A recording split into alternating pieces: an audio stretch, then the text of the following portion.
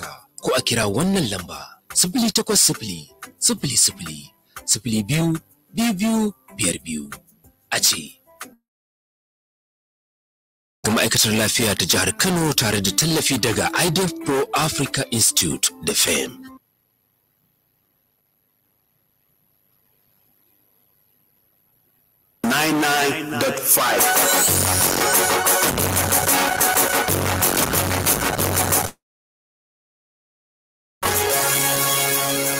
This is Freedom Global News. The National Electoral Commission flags off nationwide training of 82 officials. 25 states refuse to vote on constitutional amendments. Zahra state government reverses order to shut down media houses. And on the foreign scene, the United Nations says Somalia faces worst famine in half a century.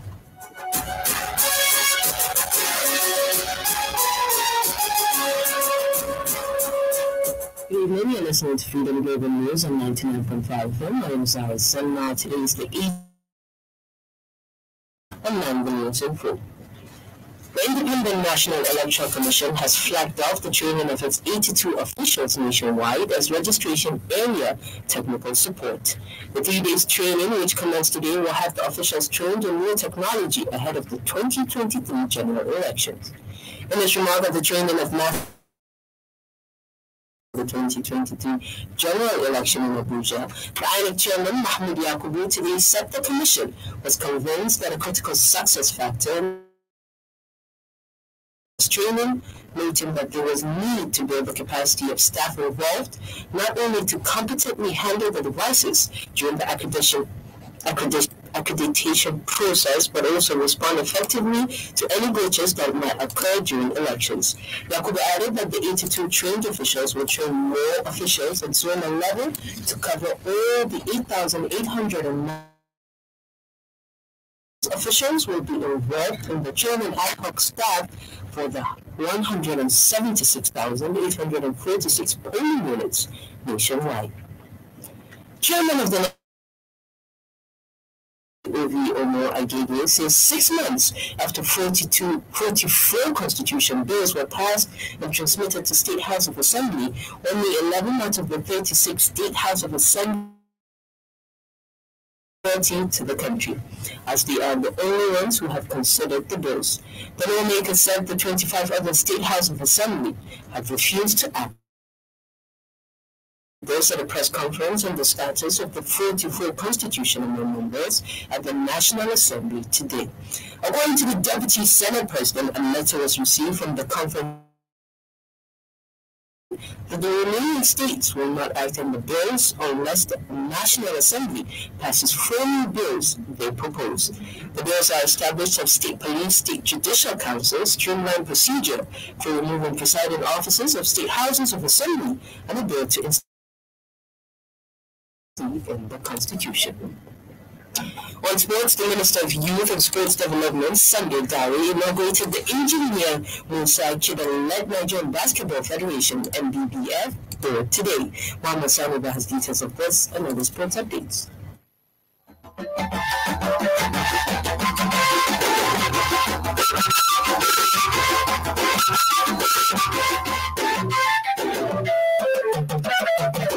Inaugurating the board, the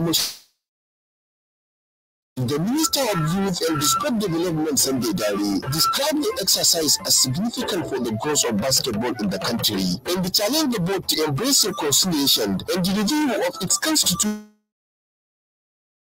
On behalf of the board, its President Engineer Musa Kida expressed gratitude to the Minister for resolving the crisis that plagued the Federation for over 5 years by recognizing the outcome of the elected Congress. He revealed that to put the past aside and work together with all stakeholders, a reconciliation committee has been put in place.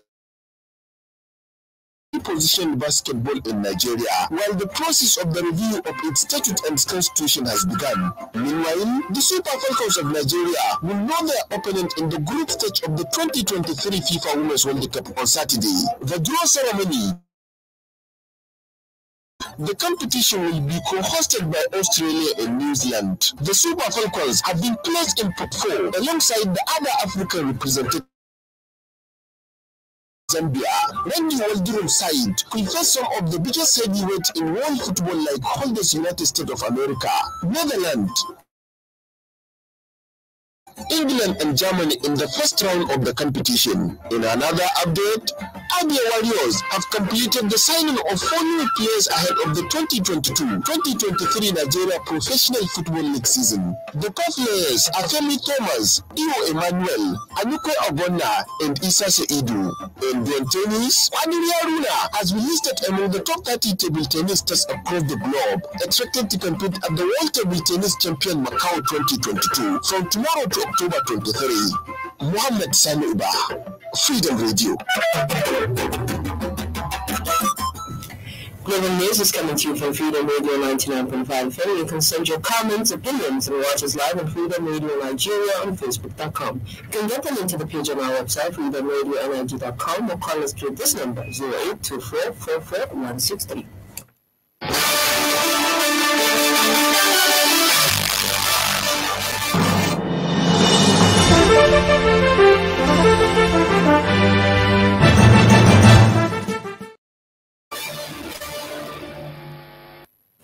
Welcome back. You're still listening to Freedom Global News on 99.5.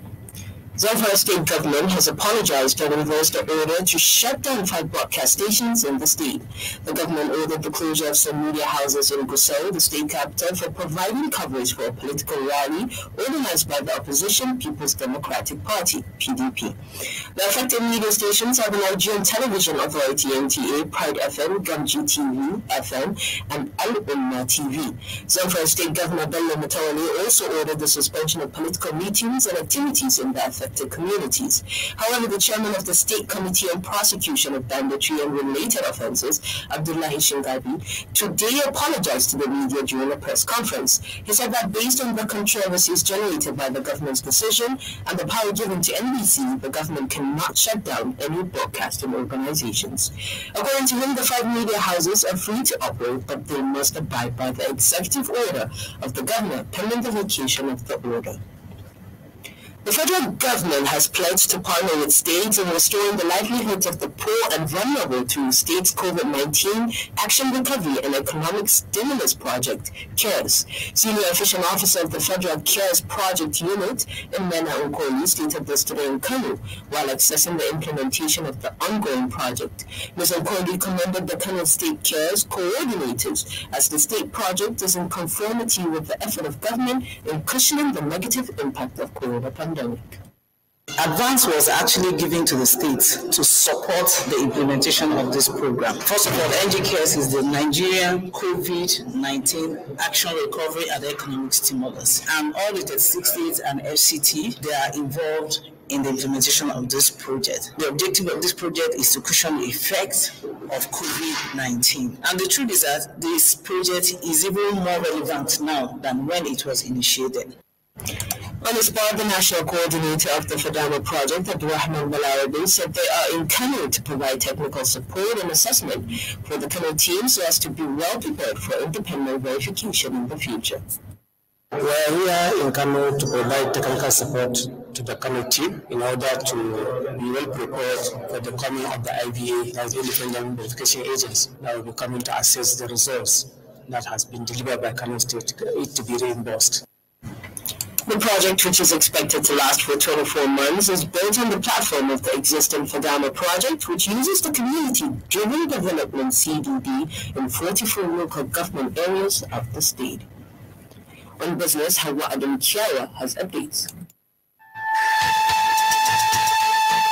Nigeria's inflation rate has surged for the 8th straight consecutive month, hitting a fresh 17-year high amid rising food and energy costs and the continued depreciation of the naira. According to data from the National Bureau of Statistics, inflation rose to 20.77% in September from 20.52% recorded in August, the highest since 2005.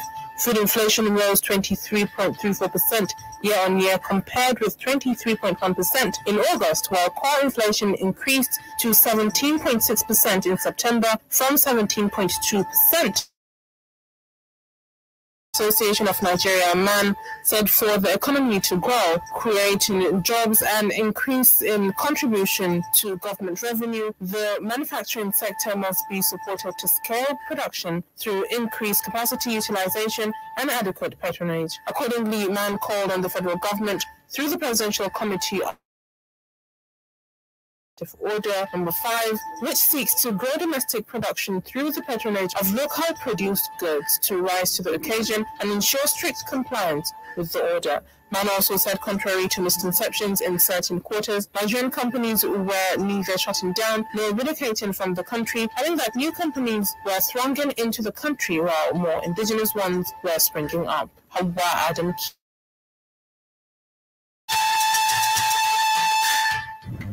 And on the foreign scene, the United Nations said Somalia faces famine on a scale last seen half a century ago, as it set a new target of more than $2 billion in funding needs. Abdulkarim Muhammad Abdulkarim reports. United Nations Children's Fund UNICEF spokesman James Elder told reporters today that things are bad and every sign indicates that they are going to get worse. They are facing the death of children on a scale not seen in half a century. In August, 44,000 children were admitted to health establishments with severe acute malnutrition, a condition that means a child is up to 11 times likelier to die from diarrhea and measles than a well-fed counterpart. Somalia has suffered 4 successive failures in its rainy season since 2020, and there are fears that a 5th failure is now underway. According to the United Nations, an estimated 7.8 million people, roughly half of the population, are now affected by drought, of whom 213 are at high risk of famine. Meanwhile, the Ethiopian military and the rebel forces in the war-torn northern Tigray region, amid growing alarm about the resurgent conflict putting federal forces and their allies against Tigrayan rebels. The government said in a statement today that Ethiopian National Defense Force has taken control of the without fighting in urban areas, after the rebels said earlier that Shire had fallen. Ethiopian army and allies, including troops from neighboring Eritrea, have been battling Tigrayan forces on and off since late 2020, a conflict that has killed thousands, displaced millions, and left hundreds of thousands on the brink of famine. Abdulkarim Muhammad Abdulkarim, Freedom Radio. And with that, we've come to the end of today's Global News, but before we leave, highlights of our top stories. The Independent National Electoral Commission has officials nationwide as registration area technical support. This is Freedom. Chairman of the National Assembly Constitutional Review Committee, Obi Omo Agege, says 6 months after 44 constitution bills were passed and transmitted to state houses of assembly, only 11 out of the 36 state independence and loyalty to the country. Zamfara state government has apologized and reversed the order to shut down 5 broadcast stations in the state. And on the foreign scene, the United Nations said Somalia faces famine on a scale target of more than $2 billion in funding needs. On behalf of the entire production team and I, Zahra Zannah, thank you for listening.